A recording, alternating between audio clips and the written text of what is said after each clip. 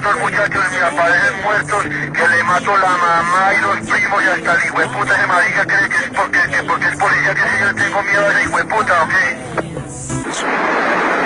O sea que tenemos que crear un caos muy berraco para que nos llamen a paz. Cuando hay una guerra civil bien berraca nos llaman a paz. Esa es la única fórmula que yo le debo a él. Si nos dedicamos a darle a los políticos, a quemarles las casas y hacer una guerra civil bien berraca, entonces nos tienen que llamar al diálogo de la paz y arreglamos con todo el mundo y se nos arreglan los problemas. No le veo otra solución. Pero hay que luchar, hermano, hay que poner todo el corazón para esto y nos vamos a morir todos, nos morimos todos. Yo creo que debemos, como es, de asegurarnos un poquito, organizarnos un poquito y empezar a mandar muchachos a que quemen casas y a que hagan daños, esos políticos, esos senadores, en todas partes, hermano.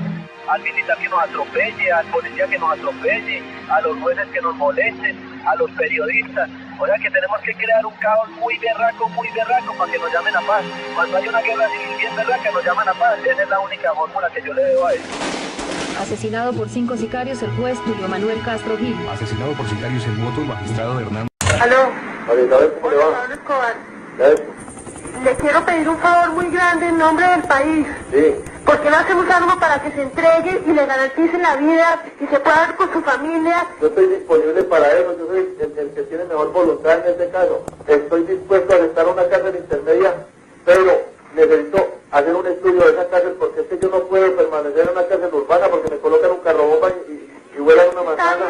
Yo colaboro y estoy dispuesto a lo que sea, pero a mí pues no me da miedo de los gringos tampoco, ¿me entienden? Yo puedo hacer en este momento un puente con la presidencia de la República, pero dígame algo concreto, por favor.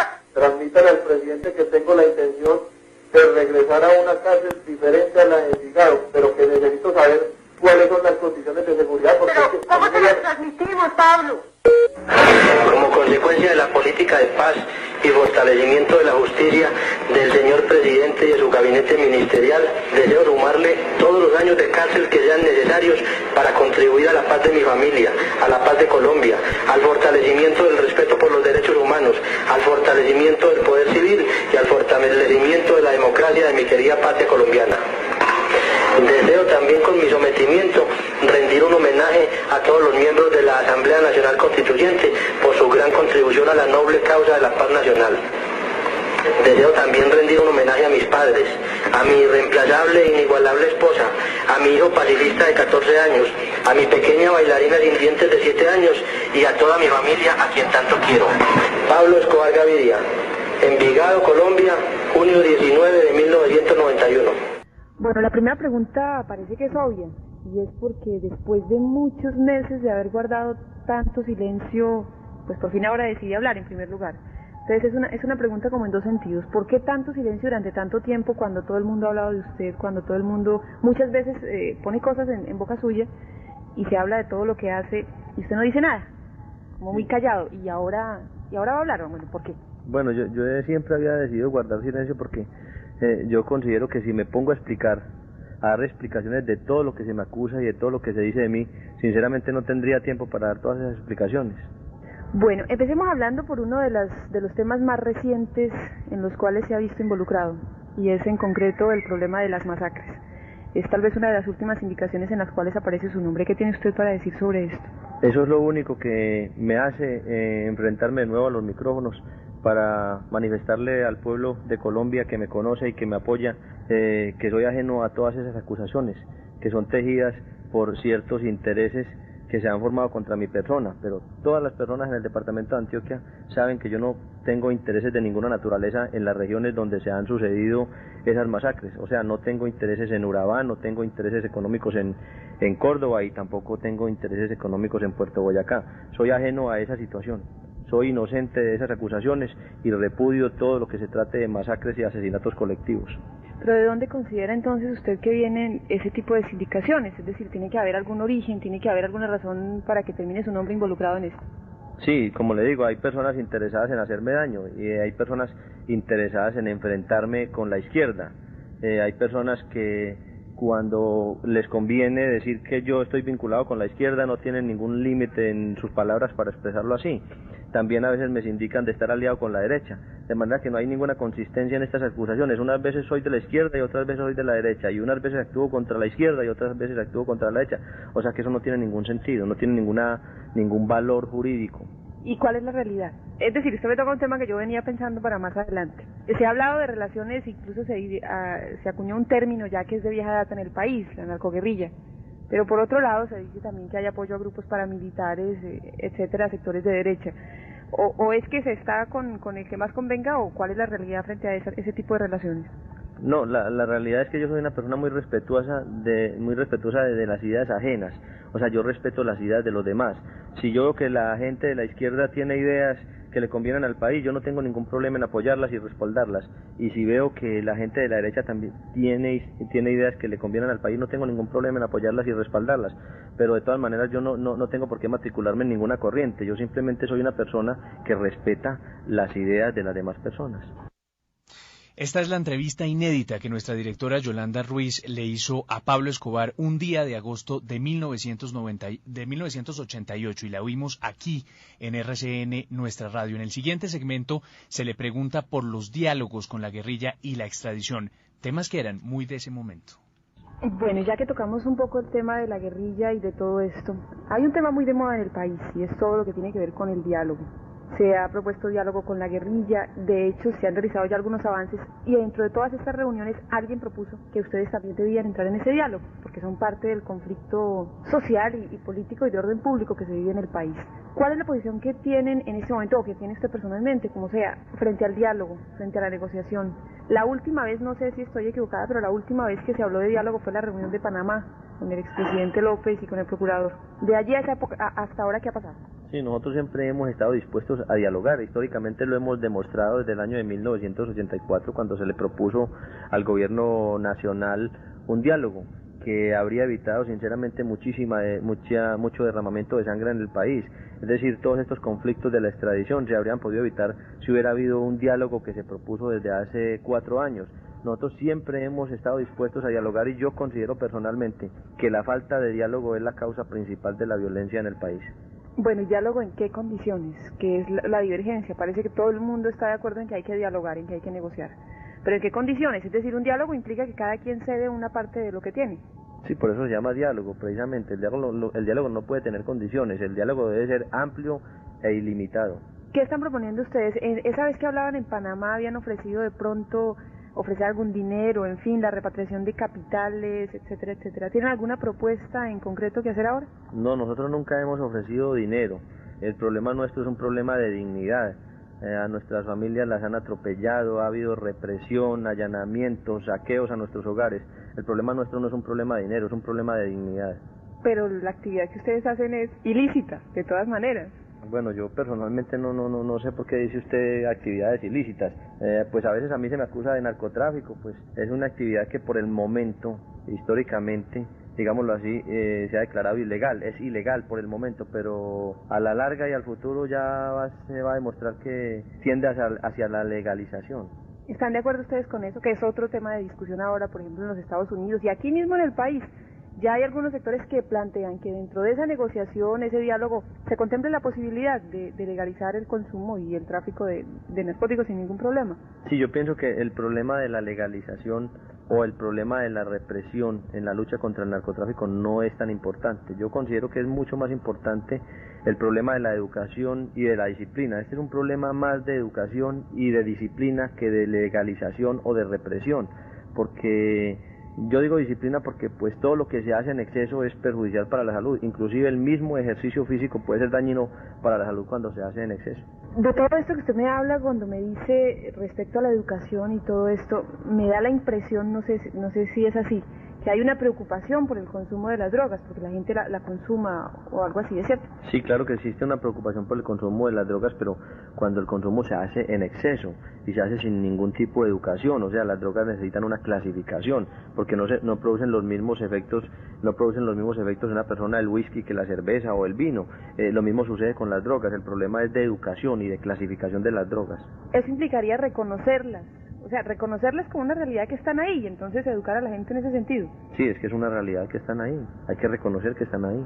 Bueno, el consumo de drogas y de ese problema se podría hablar muchísimo, pero hay otro tema también importante que creo que es conveniente tocar, y es el que tiene que ver con el tratado de extradición.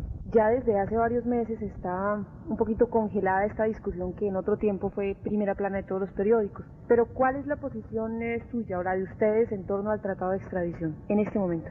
Sí, mi posición en torno al tratado de extradición es la misma que tiene la gran mayoría del pueblo colombiano, es decir, estar en contra del tratado de extradición. Eso se ha demostrado en las encuestas amañadas de televisión, el pueblo está contra la extradición y mucho más después de haber visto la forma como se trata a nuestros compatriotas colombianos detenidos en las cárceles de los Estados Unidos, la forma como se violan sus derechos constitucionales, sus derechos humanos y sus derechos procesales. Muchas personas aseguran que ustedes están en contra del tratado de extradición porque en Estados Unidos sí se condena la ley y la justicia es más estricta que aquí, en donde nuestra justicia, y para nadie es un secreto, realmente cojea mucho y a veces no llega. Sí, claro, la justicia de los Estados Unidos es muchísimo más estricta, pero cuando se trata de sindicados y de procesados colombianos, porque la historia nos ha demostrado que cuando se trata de sindicados norteamericanos, el trato no ha sido siempre el mismo. Seguimos oyendo en RCN la radio la entrevista inédita de Yolanda Ruiz 25 años después a Pablo Escobar, y el siguiente segmento Yolanda lo usa para preguntarle a Escobar por la infiltración de dineros del narcotráfico que en la época se conocían como los dineros calientes, que estaban entrando impunemente a todos los sectores de la sociedad. Bueno, y sigamos con otro tema que también fue noticia importante en el país en su época y que revivió en días pasados porque alguien hacía denuncias, y es el que tiene que ver con los dineros calientes, con la infiltración de este tipo de dineros en todas las actividades económicas y políticas del país. Hay muchos que dicen que aquí nadie puede tirar la primera piedra porque cada cual más o menos tiene algo que ver. ¿Qué hay de realidad sobre esto, sobre vinculaciones con sectores políticos y económicos del país? Sí, eso está claro, los dineros calientes están incluidos en todos los sectores económicos del país. Es que cuando el mismo Estado y el mismo gobierno recibe los impuestos que pagan los comerciantes de drogas prohibidas, entonces se está aceptando lo que la prensa y a veces la gente llamaría los famosos dineros calientes. Pero ¿cómo así? ¿Cuándo recibe el Estado ese dinero? ¿De dónde, pues? Pues el Estado recibe ese dinero cuando recibe impuestos de las personas que están sindicadas de comerciar con drogas ilegales. Pero precisamente esa ha sido una discusión de mucho tiempo atrás, que son dineros ilegales y que no se paga impuestos, y parte de todo el debate que hay es precisamente eso, que se legalice todo ese dinero para que haya más impuestos para el país, pero se supone que eso no es oficial. Bueno, lo que yo veo es que todas estas personas que son sindicadas públicamente de pertenecer al narcotráfico son realmente las únicas personas que están invirtiendo en el país, es decir, las únicas personas que están dando trabajo al pueblo de Colombia, mientras los demás sectores de la economía están sacando su dinero a cuentas en el extranjero. Estas otras personas están invirtiendo, están generando trabajo para el pueblo de Colombia. ¿Y entonces es cierto que hay relaciones, que hay ciertos sectores de la economía en donde hay inversión de este tipo de dinero? Eso yo creo que es demasiado lógico. Bueno, hay otro tema que es también de moda, del cual hablan mucho los colombianos últimamente, y es el de una supuesta o una real guerra, un enfrentamiento con el llamado Cartel de Cali. Bueno, ese es un tema sobre el cual se ha especulado demasiado. Y yo sinceramente no deseo tocar ese tema. Lo único que puedo decirle es que siento una gran admiración y un profundo respeto por el pueblo del Valle. Las autoridades de Medellín han dicho sobre esto incluso que la violencia en la capital antioqueña ha aumentado por este enfrentamiento, o supuesto enfrentamiento. Sí, como le digo, es que se ha especulado demasiado sobre el tema.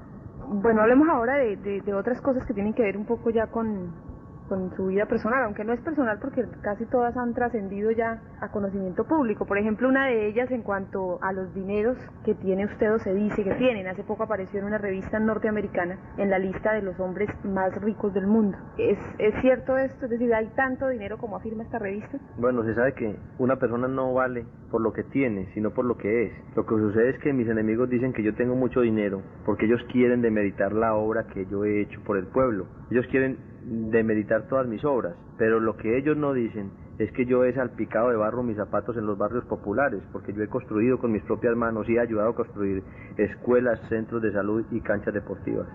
Para hacer eso se necesita tener dinero, de todas maneras, no solamente buenas intenciones. Para hacer eso yo creo que se necesita tener un poco de buena voluntad, un poco de civismo y un poco de liderazgo.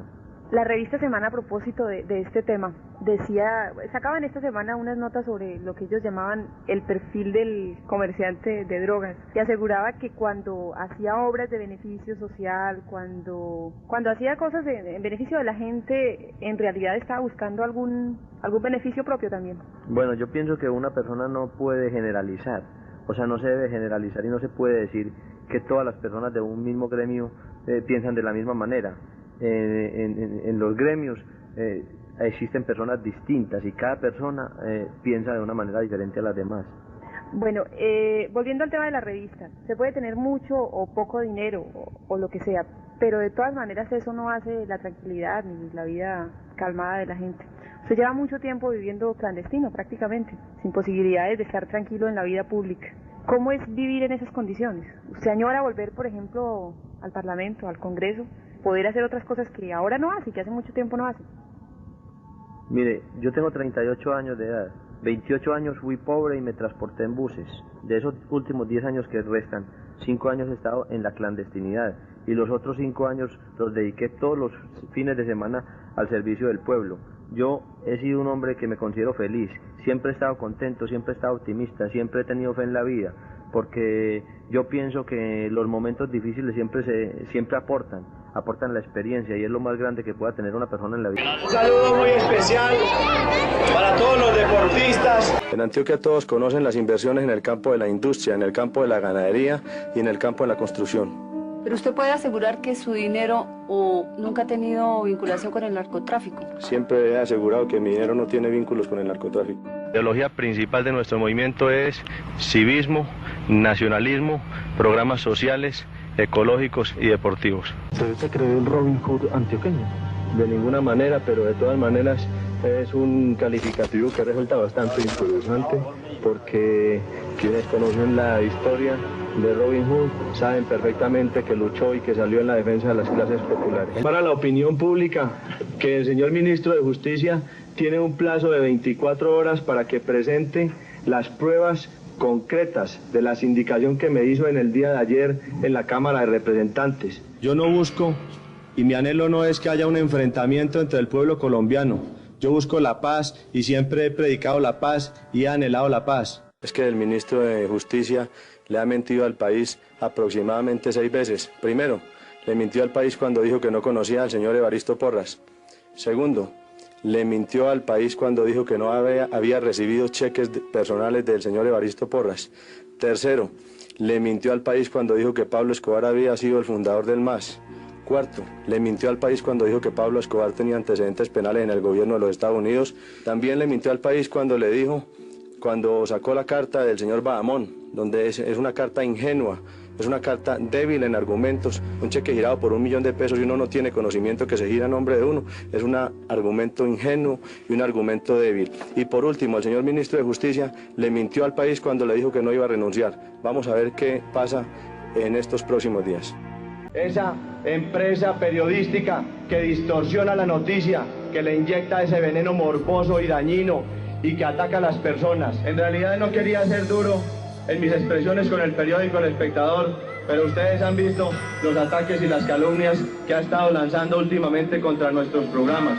Muy buenos amigos en la iglesia, obispos, sacerdotes, médicos, abogados, en los barrios populares, pero mis mejores amigos están en la comunidad de Los Tugurios, en el basurero municipal. Muchas gracias. Yo creo que debemos, como de asegurarnos un poquito, organizarnos un poquito y empezar a mandar muchachos a que quemen casas y a que hagan daños, esos políticos, esos senadores, en todas partes, hermano. Al militar que nos atropelle, al policía que nos atropelle, a los jueces que nos molesten, a los periodistas. O sea que tenemos que crear un caos muy berraco para que nos llamen a paz. Cuando hay una guerra civil bien berraca nos llaman a paz. Esa es la única fórmula que yo le debo a él. Quiero decir que temblará la aristocracia y el garanismo. Los reales nos persiguen a nosotros y es que porque somos delincuentes y creen que es que uno es huevón, creen que porque uno ha estado calmado es que no tenemos con quién pelear estos bobos hijueputas. Es que están confundiendo la formalidad con la nobleza, con la debilidad de los maricas. Eso se lo puedo demostrar en estos días apenas empiece la guerra de esos hijueputas. La gonorrea que se transó por $1.500.000, que es el que maneja esos operativos, esa gonorrea.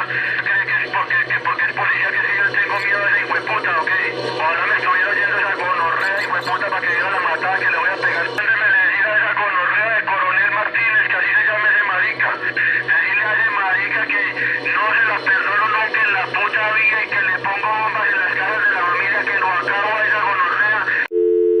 Que todo el que esté, hay una orden nacional de los extraditables, todo el que esté aliado a César Gaviria, la orden es bala. Digo, orden es bala. Aquí tiene a los que están con Gaviria están al lado de un muerto. ¿Yo? ¿Qué digo? ¿Bien o qué? Cuéntame. Que el negro me estaba diciendo a mí desde allá mucho tiempo. Mira que a ustedes los quieren sacarlos de allá, que porque ustedes están invadiendo la plaza de Nueva York y que la plaza de Nueva York ha sido de ellos toda la vida. ¿Cómo les parece? Dueños de la ciudad. Vamos a ver quién es uno inteligente y quién es uno guapo. Eso es lo que se va a demostrar aquí. Entonces aquí, hermano, ya estamos decididos que si un peso nos conseguimos, hermano, entonces eso es para quemarle la casa a los ricos, para darle a los políticos, al militar que nos atropelle, al policía que nos atropelle, a los jueces que nos molesten, a los periodistas. Y decirle que si esos dos muchachos me aparecen muertos, que le mato la mamá y los primos y hasta el hijueputa ese marica cree que es porque es policía, que si yo tengo miedo a ese hijueputa, ¿o qué? Le habla Pablo Escobar de Medellín. Es para manifestarle que si el gobierno de Alemania rechaza a mi familia inocente, yo tomaré represalias contra los ciudadanos, los turistas, las empresas y los intereses de Alemania en Colombia.